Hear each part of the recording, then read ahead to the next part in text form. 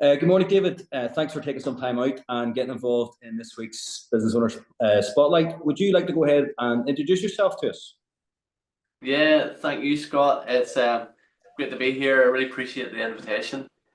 So yeah, my name is David Henderson. I'm the founder and CEO of DHD. We're a full-service creative studio. We're based in Belfast with a team of 14 creatives, developers, videographers, social media strategists. Yeah, and my role is kind of leading that organization forward. Yeah, so I've been running that for a number of years now at this stage, and yeah, love it. I'm also CEO of Tubular.io, which is a CRM platform that we've been using for years, and I actually had the opportunity then to acquire. So it's been a really interesting journey this last year and a half, with also running that alongside DHD. Interesting. So again, it seems like the two things probably go quite hand in hand for you. Interesting to find out more about your journey and how that's all played out. But before we do, who would be your ideal customer? Who would you most like to work with in DHD? Yeah, great question. So I guess for us, we don't have a very specific target audience. There are certainly sectors and organizations we would love to do more with, but one of the things we actually pride ourselves on at DHD is the fact that right from the beginning, we've worked with startups, large organizations, even charities and clients and organizations right across the world in different sectors. And there's been many big advantages of that in terms of actually it keeps us creatively sharp because we're solving Sure. different problems for clients in different sectors and different organizations. And that whole thing of like variety is the spice of life really holds true for us as creatives. Um, and there's been that whole debate internally at times, should we focus in? But we keep coming Yeah. back to no, actually, we love and we're really passionate about working with lots of people. But I guess if we were to define someone that we love working with, it's people who understand the importance of storytelling within their organization and getting that across in all their branding, all their touch points. So that's how we best can serve them and help them tell their story. Cool. And what sort of problems would you solve for clients then? What sort of value do you add then? Yeah, so sometimes people knock on our door and say, "Look, we need a new website," and it's very specific, and they know the challenges they're facing. But Sure. actually, when we meet them and start to explore that a wee bit further, we ask them some kind of clarifying questions and go a wee bit deeper with them. A lot of the time, actually, what they're trying to achieve is actually bigger than just like a one solution. So that would often come back to, okay, again, like branding. How are you communicating what you do? Who you want to reach, all those kind of big questions that it kind of looks at a bigger piece of marketing. And again, sometimes that involves like actually a rebrand, a refresh of the look and feel of the organization. And that plays out on in terms of logo, website, social content, a whole strategy for that. And that's what where we I think our sweet spot is when we get Yeah. the opportunity to come alongside people and organizations and actually help them on that journey of rolling out a rebrand across all their touch points. And yeah, it's a really So, so, exciting so, period. so somebody might come to you looking for one thing, and you're like, actually, before you do that, you might need to do these other things so that goes better. And then you guys are like a Yeah, one-stop shop for all that. exactly. I think so often, when I first started out, I was very much a designer, and Hmm. people paid me to do what they needed done, and it was like I was paid to be a pixel pusher essentially, make things look pretty, get out the door. As time evolves over time, as things evolve over time, when we grew as an agency and our experience, we're now paid to think as well as design and deliver. So Yeah. we're our strategists and we're our consultant led in terms of how we help people, think about the bigger problems. And yes, quite often when we start to explore that together, pull that apart, then yeah, we're finding out new ways to really get that message across in different Yeah. digital platforms, especially I online. like that. So you're paid to think. That's kind of cool, isn't it? So that leads me nicely into my next question. When you said when you started out, tell us about that. Was it how long ago was it since you started out? Six, 16 years in September 16 years, past was and a team of yeah. maybe 13 or 14 now. So look, what made Yeah. you get into business in the first place for yourself? Yeah, so I studied in University of Ulster. It was a course called Interactive Multimedia Design, and at the time, that course kind of encompassed everything within digital. So um, things like photography, branding. It was focused on web design development, but there were so many other aspects. So I came out of that course kind of like brimming with creativity, kind of going, right, what we're going to do. And that summer, I actually started doing a bit of freelance work. And before I was looking for jobs, I was traveling, I was doing mission trips, I was on holidays. I thought, yeah, I would just do that work in between that. And I guess that kind of sparked something in me that actually this is something I enjoy. And I wanted to challenge myself a bit and like, okay, let's go self-employed for a while and see what happens. And that was through the encouragement of my wife, well, a girlfriend at the time, Melissa, and she was like, look, go for it, let's see. I ended up doing a bit of traveling, and I was still working at the same time for like Sure. 4 or 5 months. And I guess that whole time I was just kind of going, right, well, this is new. It's a bit scary, a bit daunting, but that first Mhm. year I learned so much what it was to run a business. Made a load of mistakes, as you do, and kind of learned the hard way, but enjoyed the freedom that Yeah. freelancing and being self-employed. And actually, I ended up being self-employed for 4 years before I actually took on my first hire around 2012, 2013. So I want to find out a bit more about that, but before we do, you said you made a lot of mistakes and had to learn the hard way. Give us give us maybe the biggest thing you've had to learn the hard way. Great question. I think for me it was the whole time management. Mm. When you're creative, um, you're often paid for time, and whenever you're going through your studies and you've this luxury of time where you're kind Yeah. of going, I want to get this right, and you'll do it again and again and again and again. One of the things I remember Yes. learning was like, okay, well, actually there's a deadline here, there's commerciality to this piece Yeah. of work, not just for me, for the client. They have Yeah. to get this website live by this date for a reason. Yes. And there's decisions you've got to make then in terms of like, okay, it has to look this way, it has to be built this way, and there's a time frame there. Yeah. And very quickly you have to learn that and especially when you're maybe juggling two, three, four projects, Sure. that those creative decisions have to align with the commercial direction and actually the Yeah. brand. You can end up you over service. Exactly. And the creative in me wants to kind of go, no, it could be better, it could be better, it could be better. And actually that relates back to something my art teacher told me when I was in upper sixth.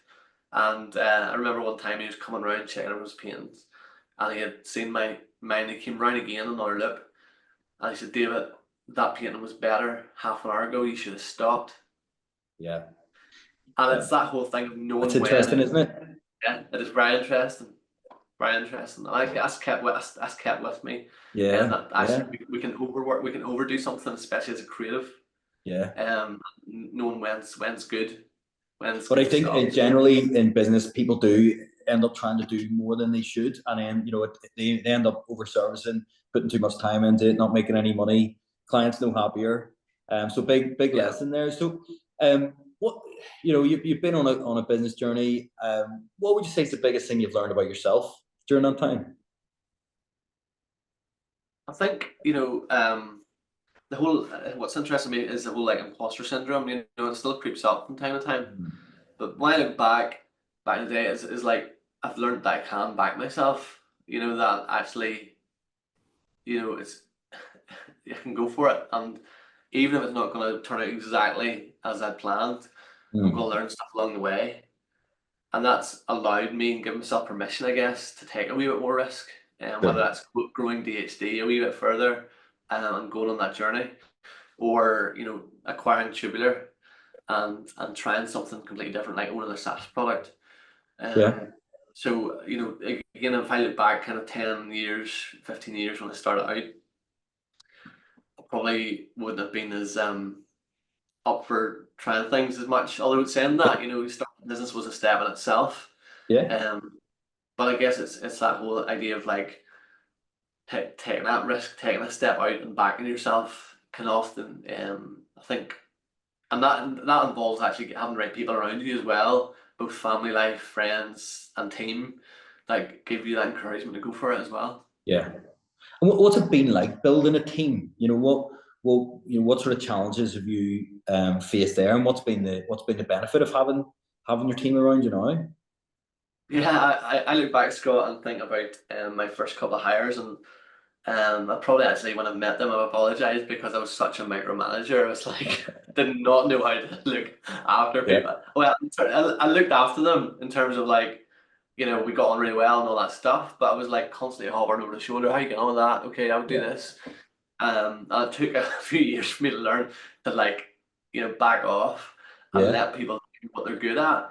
Um, I've learned so many lessons. I mean, we could probably spend the next hour just chatting about this alone, but it's yeah, been one of my most fulfilling parts of my role. Is actually building a team, and that's yeah, been one of my proudest moments to look back and kind of go, the team we have at the minute, and who've been with us for so many years are just phenomenal. Like in terms of first how to look after each other and the culture that we've developed over the last number of years in particular, and um yeah, that's been really special to kind of see that form, and it's taken time.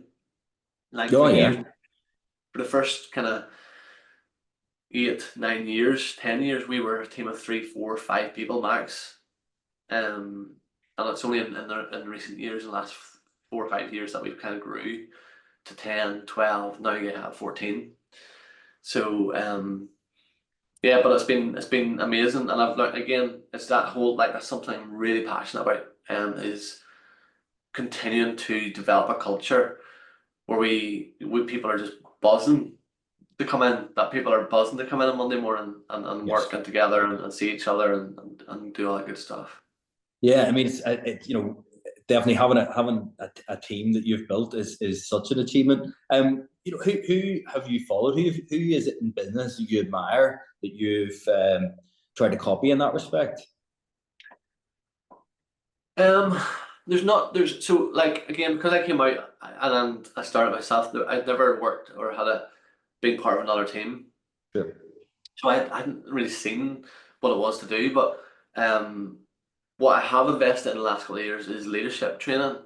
I'm really thinking about how do I lead and Mm. how do I get the best out of people. Learning to be a better listener, for one. That was something I really struggle with. Yeah. Um, so there was things like that helped along the way. But in terms of who I look to, I mean, yeah, there's so many people you kind of aspire to in my early years, like, there's the typical kind of Steve Jobs stuff, like the visionary and the creative and the market Sure. person he was. How he was able to think about products that people needed and wanted before people realized they wanted them. Like the iPhone Yeah. being a prime example. But those are the kind of stereotypical kind of people we kind of think about. But there's actually people I've met in my journey along the way, and I think there's one guy I met in 2019 when I was speaking at the University of Michigan. I went along to a random event when I was there, and there's a guy called Kevin Schneider speaking, and I've Uh-huh. kept in touch with Kevin. So he's the CEO of a huge training, um, uh, kind of, they're in, I guess they do corporate training, they do that kind of thing, and I think they've over 800 people. But Okay. so he spoke on culture that night, and he described himself as the chief servant leader. Not, and he doesn't call himself CEO, so his job is to serve the people who Yes. work for him. And he told some stories about how he developed that over time, and that includes writing everyone a personal birthday card, 800 people. Mm. Um, you know, Going out and seeing people at really big moments of their life, and even has, like, to remember key facts. He has, like, just baseball cards that are big in the States, like where they have all the Yeah. key facts. We would have, like, I guess, Premier League cards, whatever. He literally has a deck where he can go through and check before he meets someone key facts and figures, what's been going on in life, key milestones in their life, and Cool, really, isn't it? it's amazing, amazing. And there's so many other stories like that. So it's people I've met along the way who are something unsung heroes Mm. who are doing this day in, day out. But again, they're just passionate about looking after their people, and I think that's what really inspires me. Yeah, I love the idea that he's a chief servant, and I don't know if you've ever seen the thing where you have the CEO at the top of the org chart, but you turn it upside down. So then CEO's at the bottom pushing everybody up. Ah, class. Yeah, Making that's me think of brilliant. that. You know, that's his Yeah. mentality anyway. He's there to push his people up. Mm. Yeah, that whole like saying of leaders developing leaders, Yeah. it's And something it that seems kind like, of, but again, you're saying like unsung heroes, but that because that's a passion of yours, you notice those people. yeah, yeah, and again, that's what I kind of love about business is that you never know when you're going to bump into someone new and learn from them and learn from each other. There's been so many. Yes, we have commercial clients, and we work with over 500 people over the course of the last 16 years in terms of organizations.